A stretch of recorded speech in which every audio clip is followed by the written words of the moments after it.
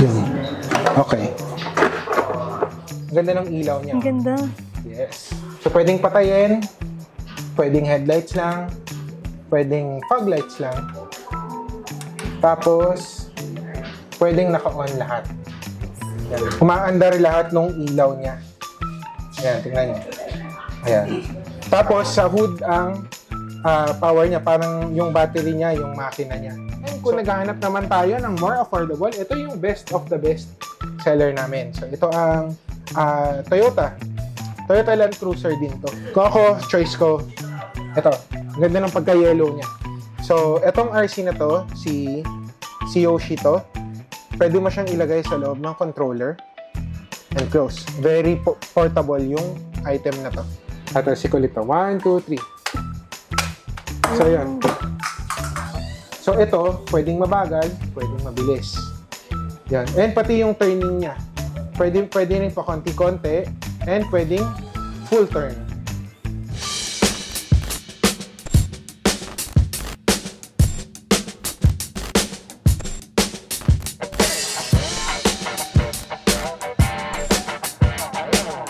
What's up guys? For today's video, nandito tayo ngayon sa Toy Tycoon at makakasama natin si Sir Rafi para i-assist tayo dito sa kanilang mga toys. Okay, so magandang hapon po.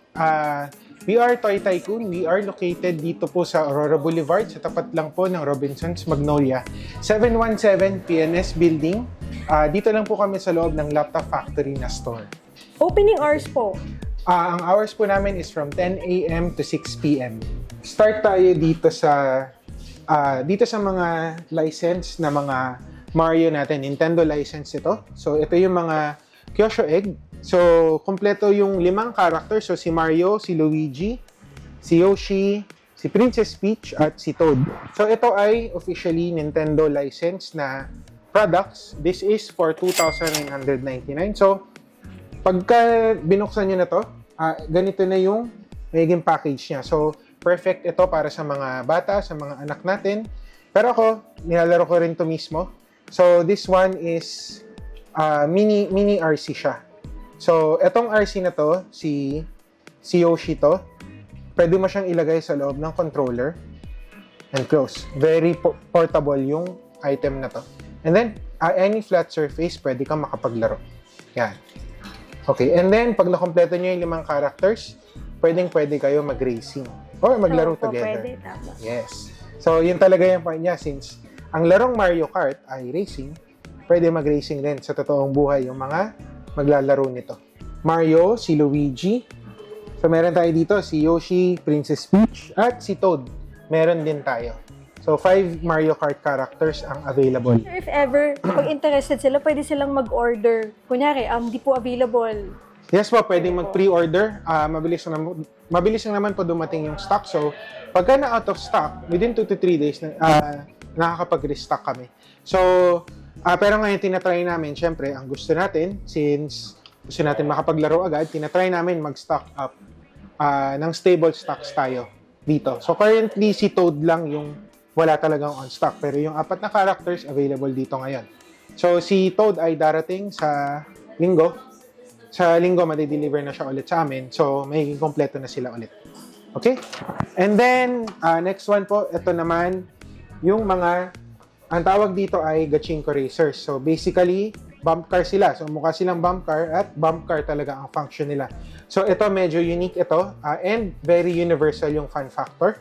So, ang goal nito is, kailangan mabangga nung isang kalaban, yung kalaban niya. So, pagka nabangga sila sa gilid, tumatalsik yung character. So, wait. So, sample ko. Ayan.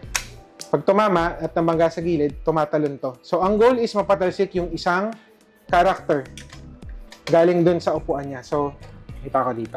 Ayan. Tatalsik ulit to. 1, 2, 3. So, yun. Okay. So, ayan. Tumatalsik talaga siya. So, yung maganda dito is, pwedeng versus mode siya. So, konti lang. Actually, ito lang yung RC alam ko na pwedeng mag-head-on, banggaan yung mga RC. Magkano po? Itong mga Gachinko Racers is 4,999. Pair. Dalawa na sila. So, pagka binili niyo yung box, ito ang makukuha niyo. So, sobrang ganda nung box niya. So, isa sa mga unique dito sa mga Kyosho na toy grade na toys, Kyosho toys, perfect siya talaga for gifting. And actually, yung box pa lang pwede nyo nang i-display. Kung gusto nyo mangolekta, pwede nyo i-display yung box. And imported po yan from Japan. Yes, imported siya from Japan. So, next one, dito naman tayo sa Mini EV. So, Mini Electric Vehicle. Ito po yan. Yan. So, ito, basically, yung sedan siya na electric vehicle. And then, ito naman, ito yung actual product niya dito. Ito, touring car ang tawag dito. So, by touring car, meaning, usually, ang mga touring car is two-wheel drive.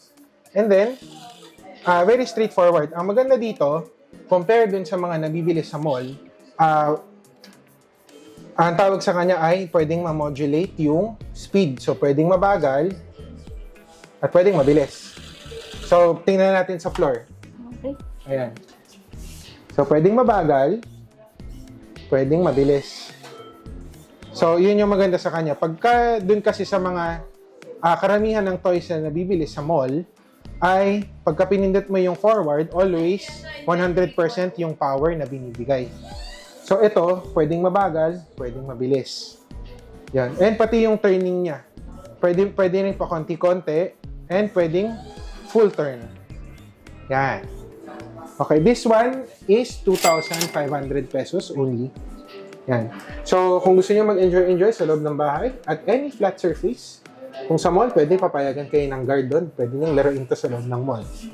Yan. May ibang kulay po yan. Yes, ang kulay po nila is, ayan po, yellow, green, and pink. Meron tayong available colors nito. This one naman po is from China na siya. China po. Pero yung okay naman dito, we've tested the quality. Okay naman siya. Wala akong masabi. So, yung basic na functions ng expected sa RC na modulated ang speed, as expected ang performance niya. So, ayun po. Next one is, dito naman po yung mga best sellers natin. So, we have the Toyota LC80. This is for 9,000 pesos. Ito ay hobby grade RC na siya. So, ang okay sa mga hobby grade RC is, merong available parts na nabibili. So, para mapaganda, mapabigat, and maging mas stable yung RC natin.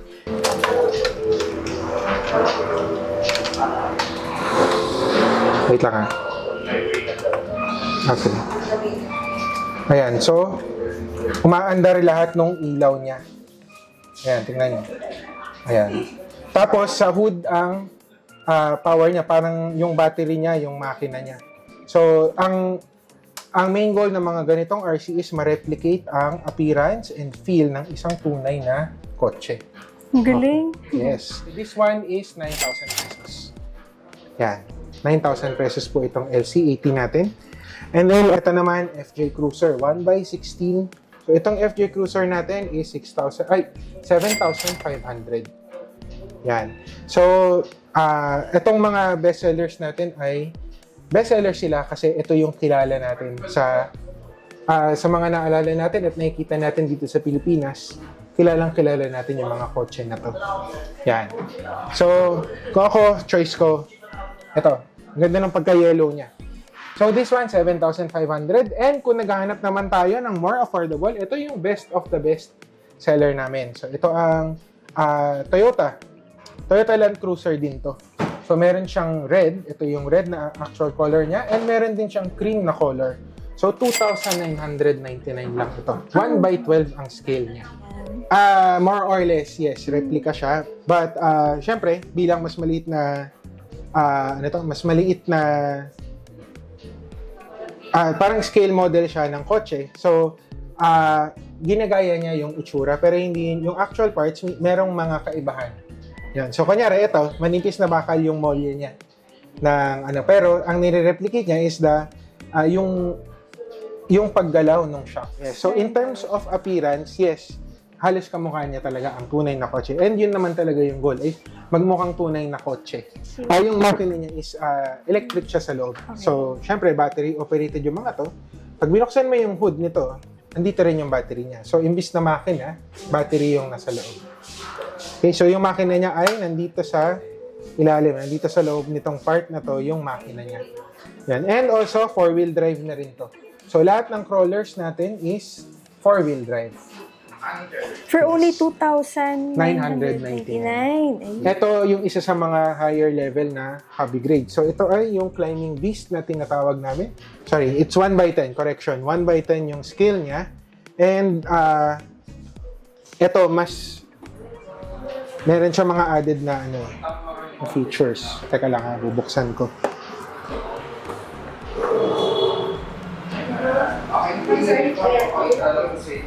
Teka. Ano ko bubuksan to? Yun. Okay. Ayan po. So, kung makikita nyo, yung ganda ng ilaw niya. Ang ganda. Yes. Ayan. Tapos, controllable na rin yung ilaw nito. Ano niya ginawa? Ito, light. Ayan. So, pwedeng patayin, pwedeng headlights lang, pwedeng fog lights lang, tapos, pwedeng naka-on lahat. Yan, yun yung maganda sa kanya. And then, ito, malakas na rin yung motor nito. And mas realistic yung feel nito. Kasi, etong mga ganitong scale at ganitong level ng hobby RCs, pwede sa outdoor. So, this is graded splash-proof. So, pwede siyang isulong sa basa. Pero hanggang kalahati ng body niya pwede. Pwede mong isulong sa baha talaga yan. Kumbaga sa totoong kotse, ganun din, di ba po? Yes. Diba? Oop! Ang galing. Lakas ng makina niya. Magkano po? So, this one is 9,500. Oops, napindot ko. Ito yung mga pang pang dirt racing na to. So, ito ang Horizon Hobby na Arma yung model. So, 1x10 yung scale niya. And yung feature nito is up to 50 miles per hour. So, para sa isang RC, ito ay 26,000 pesos ang price niya. So, ito ay para sa mga hardcore na talaga. Hardcore na hobbyist na to. And kailangan, pag ginamit mo to, marunong ka na kasi sobrang lakas ng makina nito. So, bilang around 50 miles per hour ang top speed nito, pagka nag-crash ito sa speed na yon, pwede na talaga siyang masira. So, kailangan meron ng knowledge and experience yung gumagamit nito. Ito sir, pwedeng mabasa? Yes, ito pwede rin mabasa to.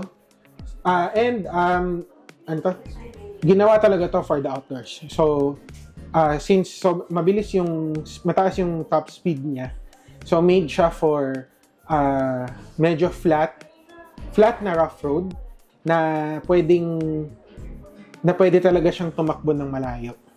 Yun talaga yung purpose nito. And yung main feature niya is mag-enjoy ka talaga outdoor and ma-enjoy mo yung RC mo dun sa top speed niya. Yan. So currently, ang color na available sa amin ay black. Yan. Again, 26,000 po ito. Ibig sabihin talagang heavy duty talaga yung mga ginamit, kaya medyo pricey siya, no? Yes, heavy duty, strong. Heavy duty materials, strong battery, syempre, and strong na engine. Yan.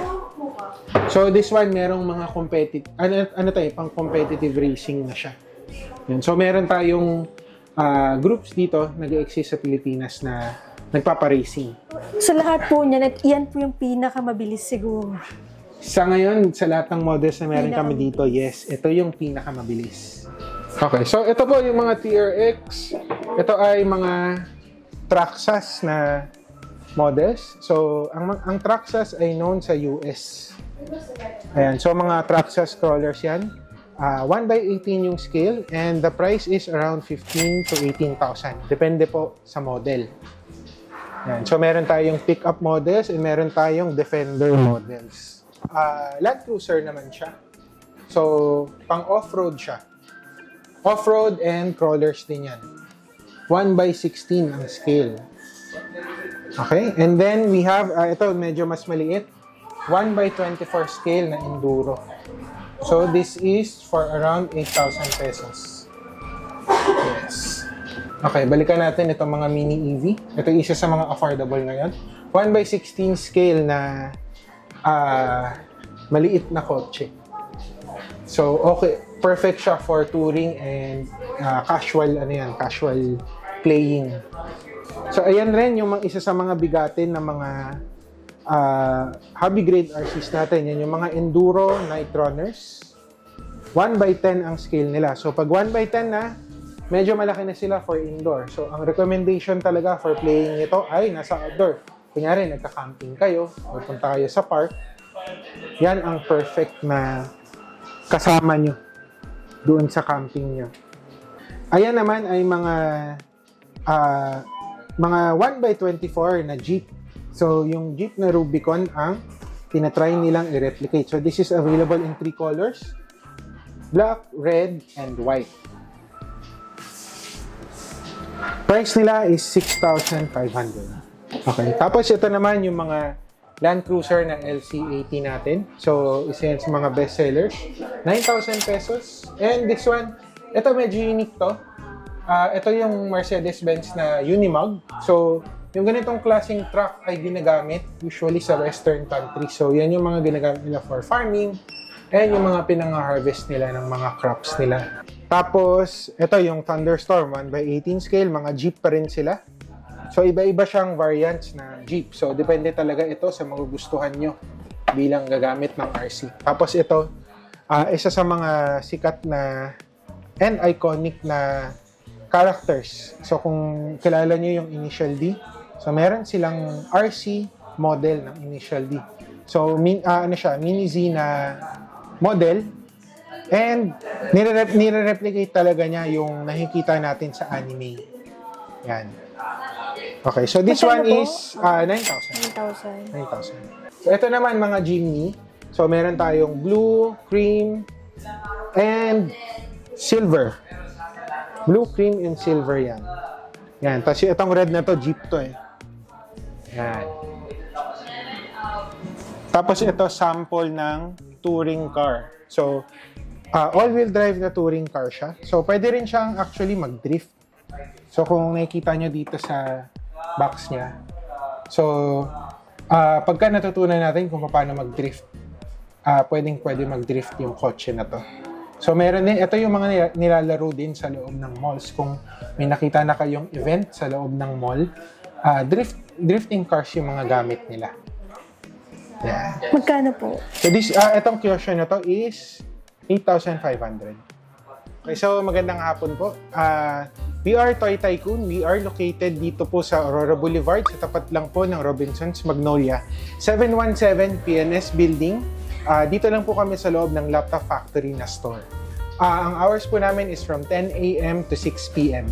Yes po, pwede mag-walk-in. Basta po within the open hours, 10 a.m. to 6 p.m., welcome po kayo mag-walk-in dito. Yes po, we deliver nationwide. So, we use JNT or LBC, depende po sa location nyo.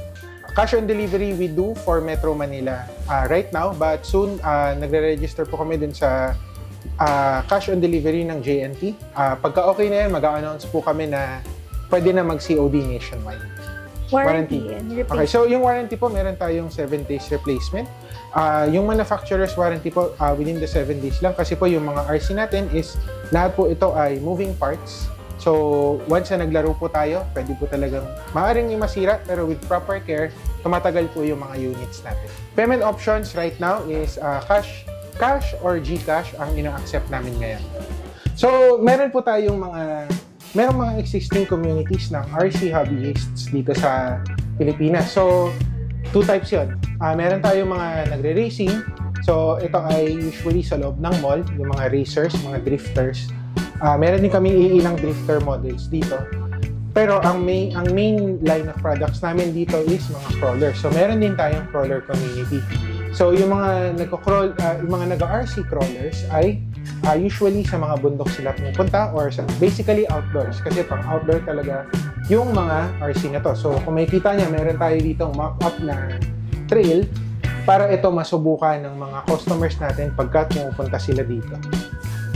Yan. Again, we are Toy Tycoon. We are located here in Aurora Boulevard, 717 PNS Building sa tapat lang ng Robinsons Magnolia. That's it for today's video. Thank you for watching and see you in my next vlog.